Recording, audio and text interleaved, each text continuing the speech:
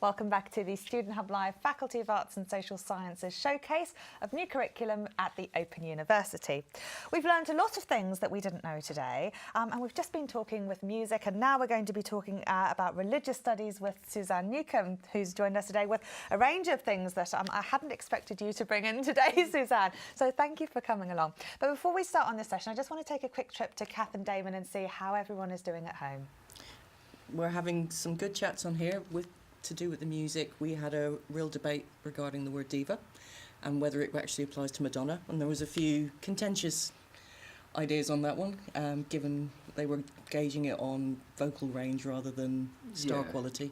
Yeah, it links back to the level one on the music degree where people study different forms of music through the jam, ending up with the C-side, but there's a thread of divas which run through it, which runs nicely then into the second level music and then further on to doing your practical music and being a diva yourself at Trinity in the band. Yeah.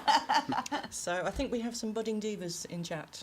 Oh, excellent. Well, it never surprises me how innovative people are who come to the Student Hub Live and share their opinions and advice with everybody else. OK, Suzanne, we're going to talk about religious studies now. Again, this is something that people may not necessarily expect, but there are two particular modules that we wanted to focus on today. We've got a 227, which is exploring religion, places, practices, texts and experiences, and a 332, religion today, tradition, modernity and change. So two very exciting modules. Can you tell us a little bit about how studying religious studies at the Open University works? Well, what we're really excited about introducing today is a new pathway where you can do the religious studies year 2 and year 3 courses as part of your social science degree. So it's now for the first year open on the R23 pathway. So we've got 2 courses. The second year one is exploring religion.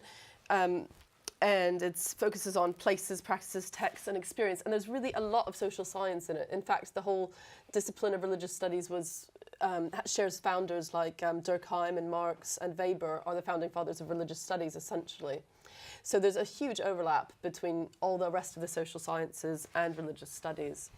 And our third level course, Why is Religion Controversial, is really exploring the areas where religion and its practices and doctrines make a real impact on contemporary society. So we talk about veiling and jihad, but we also talk about things like yoga and controversial people like Jesus, or ideas about the future like the end of the world. So there's I think it's by far the most exciting subject on the curriculum, and I really hope to inspire some of you to take our modules. Oh, brilliant. No, it is actually, and one of the things is that we've been speaking today about how some of the academics sort of help foster some of the development of where particular modules go and some of the areas of concerns that are then showcased in modules.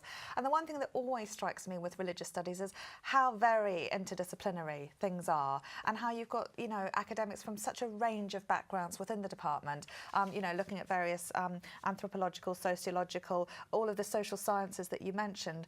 Those ways of looking at things make some of those issues really, really interesting and dynamic. No, absolutely. We've got a theme in our department about looking at contemporary religion in historical perspective, and probably the dominant methodologies are those of the social sciences and of kind of a social history. We're not studying religions to find out the truth or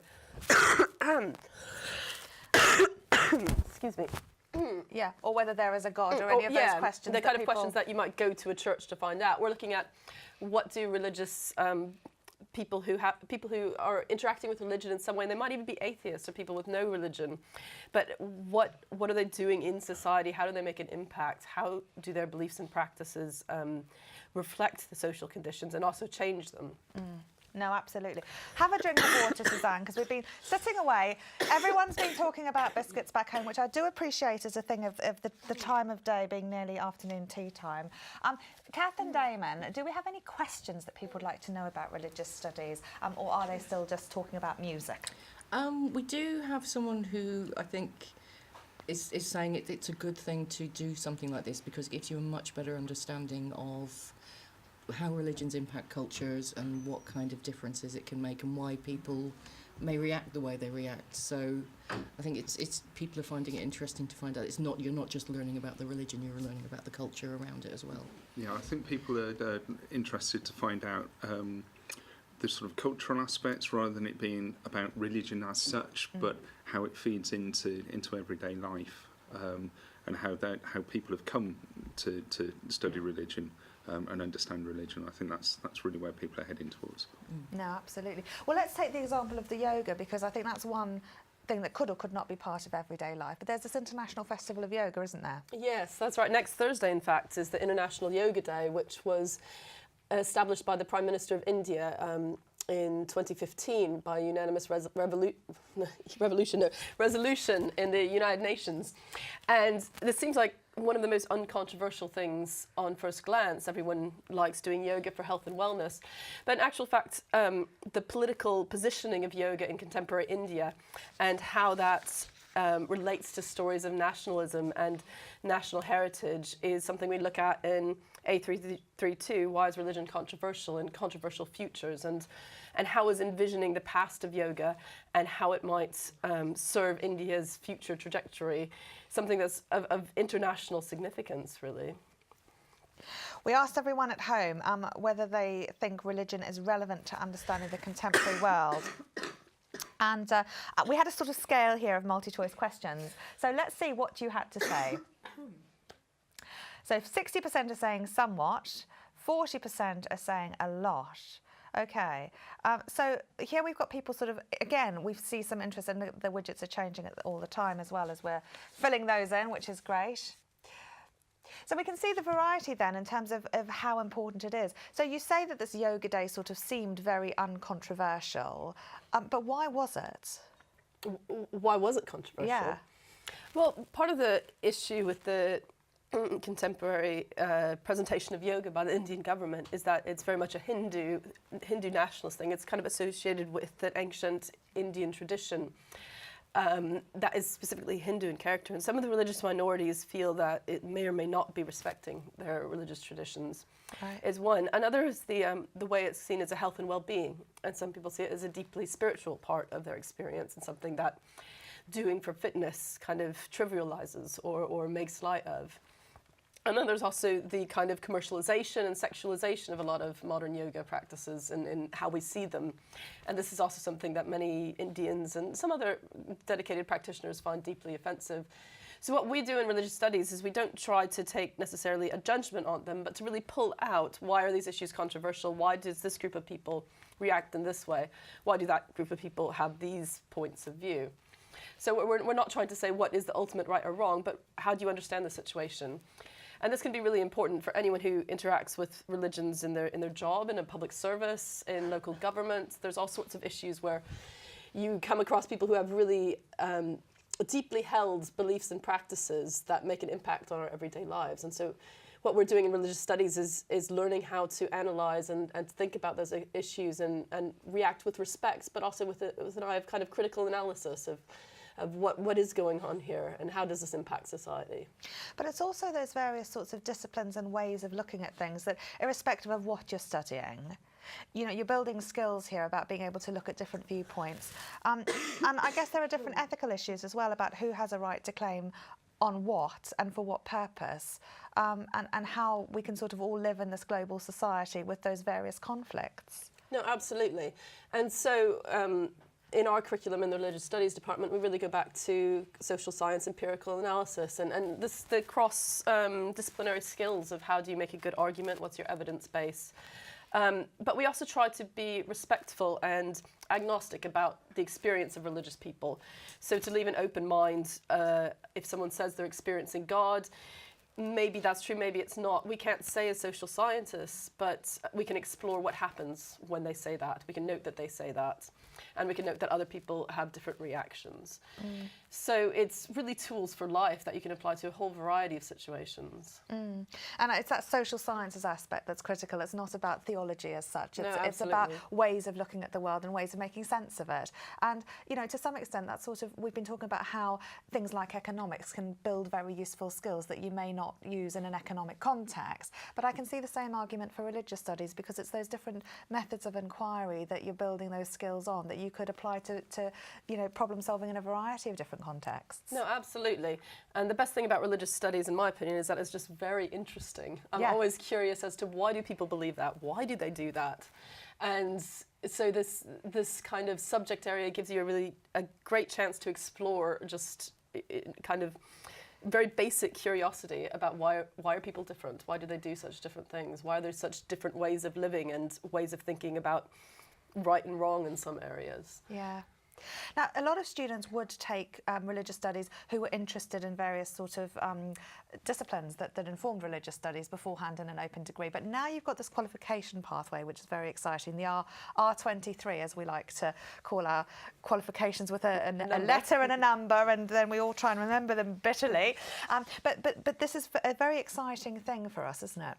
Well, it's really nice to have a degree that names some of the areas of your focus, and it's also it's really great to have the freedom to explore. So you don't have to take this named degree to just take one of our modules, but having a degree with religious studies in it shows a specific area of subject knowledge that might be helpful if you want to be a school teacher, or if you want to work in some kind of local government where you might be interacting with different constituents in the public. But it also just shows that you've gone into depth into a particular subject area. And I really encourage everyone to find what subject area inspires them most. And I'd like you to try religious studies, but I think having that inspiration is really key to study at the OU. Mm. And tell us then about how you're studying. You mentioned that one of the key sort of themes within the department is looking at religion in a contemporary world. So can you tell us some of the sorts of things that are going on right now? I mean, I know that various people are researching different things, which is why you are here solely representing the department today, because they're doing such exciting field work and various projects around the globe. So what's happening in the department?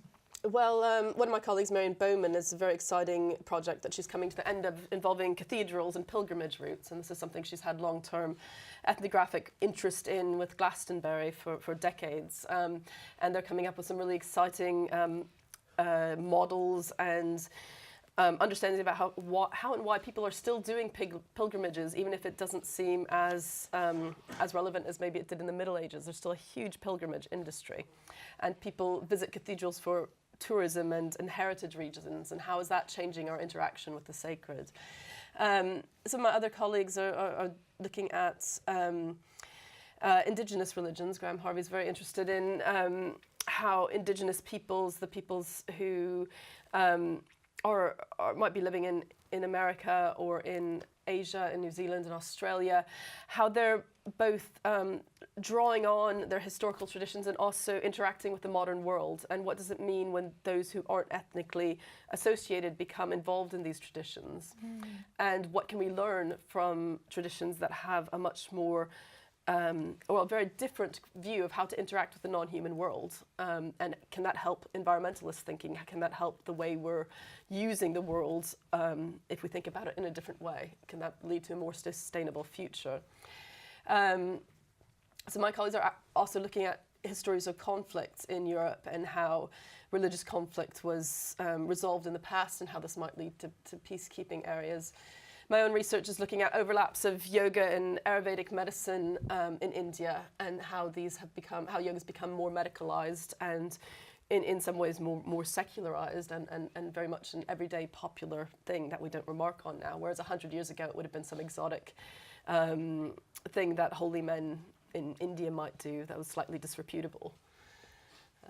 So there's all sorts of fascinating things. So you weren't very impressed with my account of what I use my yoga equipment for, which is an abs workout, which would probably be, considered very remiss by the people with the International Yoga Festival next week. Well, I don't know. There's all sorts of ways of looking at yoga, and there's also the Indian government has done yoga as sport competitions. So it's really multifaceted. You can't reduce it to any particular aspect.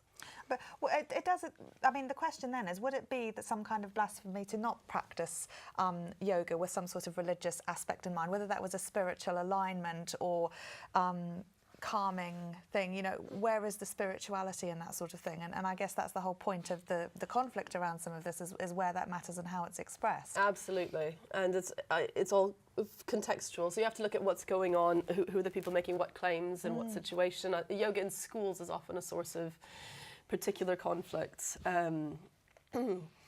but there's all sorts of things to look at. Yeah, well, exactly, and I can see why your level 3 module on why is religion controversial would be packed, probably with lots of examples. Absolutely. A lot of people really enjoy the veiling unit, as veiling is often in the news, and the different laws in Europe and different countries have different restrictions upon face coverings. But it's often really interesting to explore our own dress choices. So going back to the social science perspective, why I'm dressed in a fairly smart way today, why I didn't come dressed in yoga clothes or wearing a sari.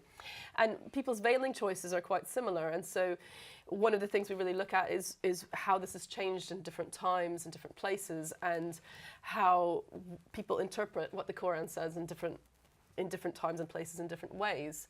And so there's a dialogue between the religious texts as guidance and information, and also particular social contexts and power dynamics and gender relationships, and all sorts of those variables that social scientists love to look at to try to focus our attention on the world and see things that we might not have noticed unless we're thinking in a more theoretical way. Let's take a quick trip to Kath and Damon and see how everyone at home is.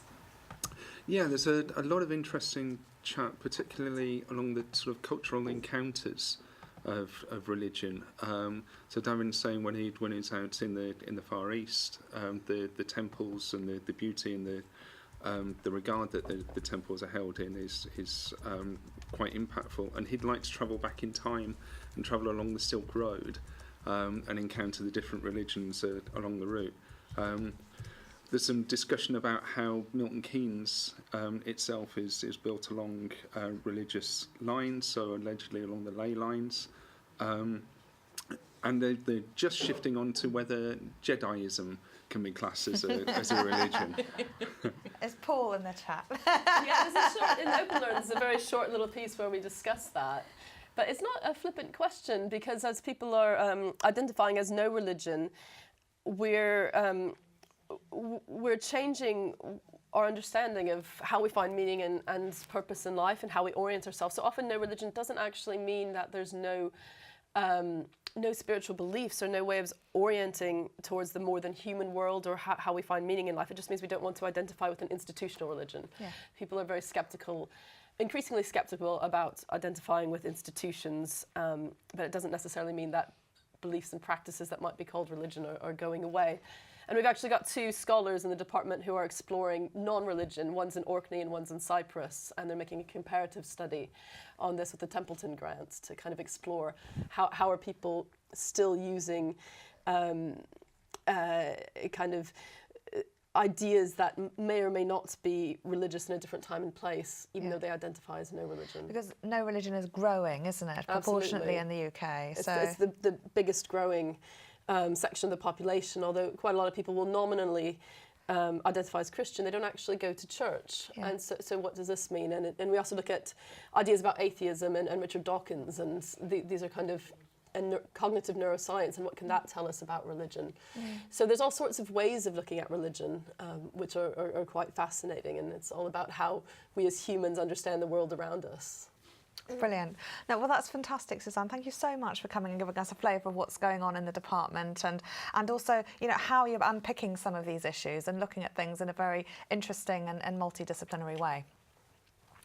Right, we're going to have a quick break now with another video, and we're going to do another Who's Who video, and then show you a classics video about Troy, because our next session is going to focus on classical studies, which I know that a lot of you have been looking forward to. So join me for Exploring the Classical World with Phil Perkins in just a few moments after this break.